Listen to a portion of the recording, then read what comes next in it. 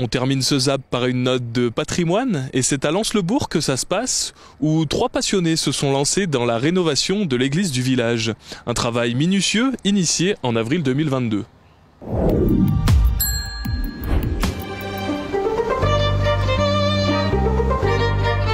C'est dans l'église Saint-Michel de Lens-le-Villard que nous avons rencontré 3 passionnés.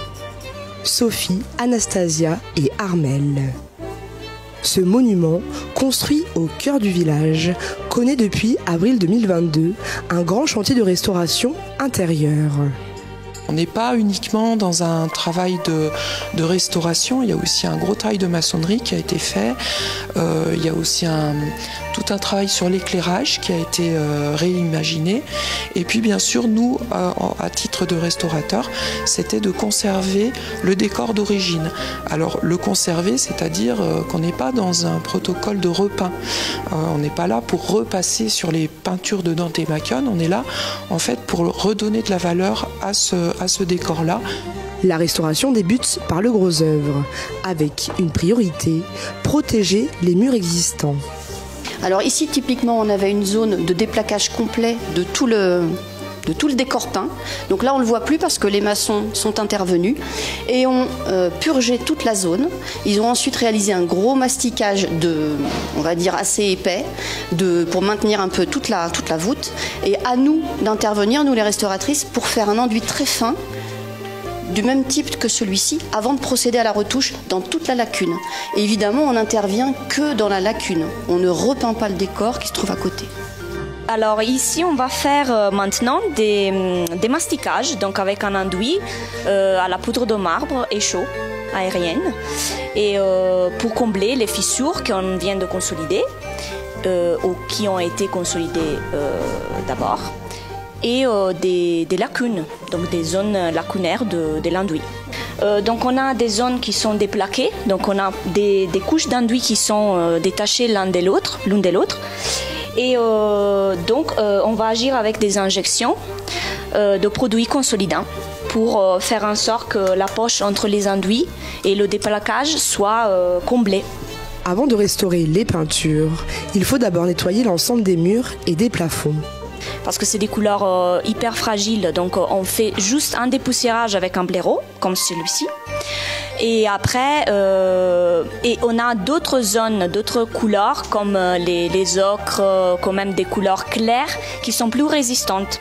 Alors là, on peut intervenir soit mécaniquement, donc avec une gomme Wi-Shap, c'est comme ceci, et aussi chimiquement, donc avec des solvants qu'on va tester d'abord. Donc on fait des tests de nettoyage au niveau chimique et après on va intervenir avec des cotons-tiges. Simplement, on a fait tout au coton-tige ici, comme ceci.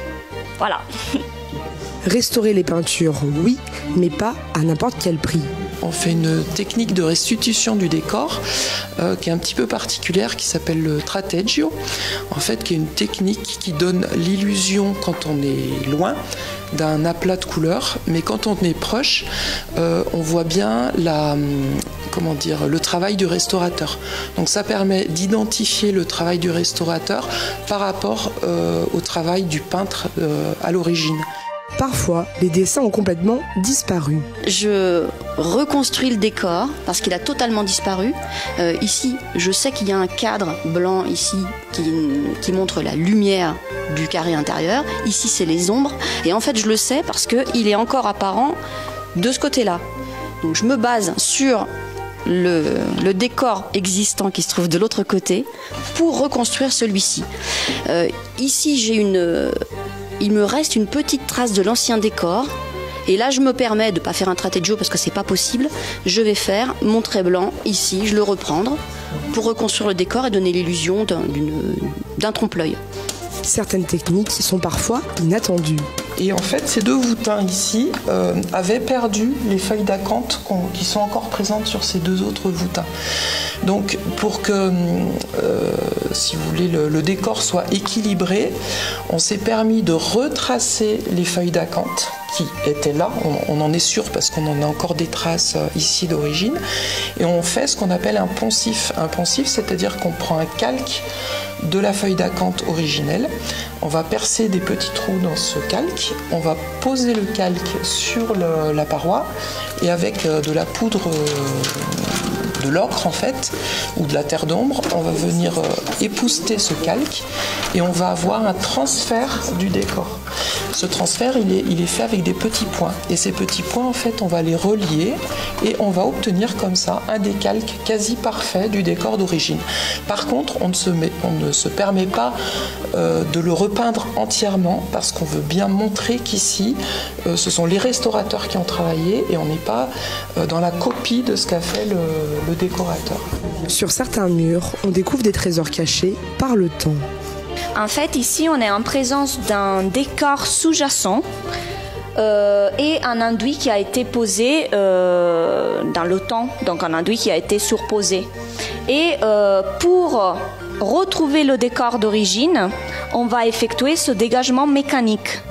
On peut effectuer aussi un dégagement chimique, mais dans ce cas, on va juste agir avec le scalpel. Un chantier qui marque particulièrement Armelle, native de ce village.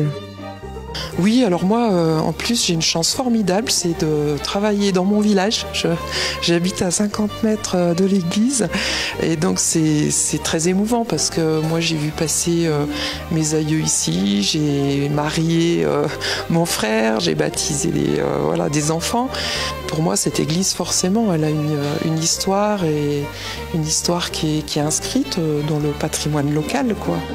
Un chantier qui devrait se terminer au mois de septembre. Nous voici déjà à la fin de ce Zap hebdomadaire. On se retrouve la semaine prochaine pour un nouveau numéro. En attendant, je vous invite à nous suivre sur tous nos réseaux pour ne rien manquer de l'actualité de Maureen TV. À bientôt.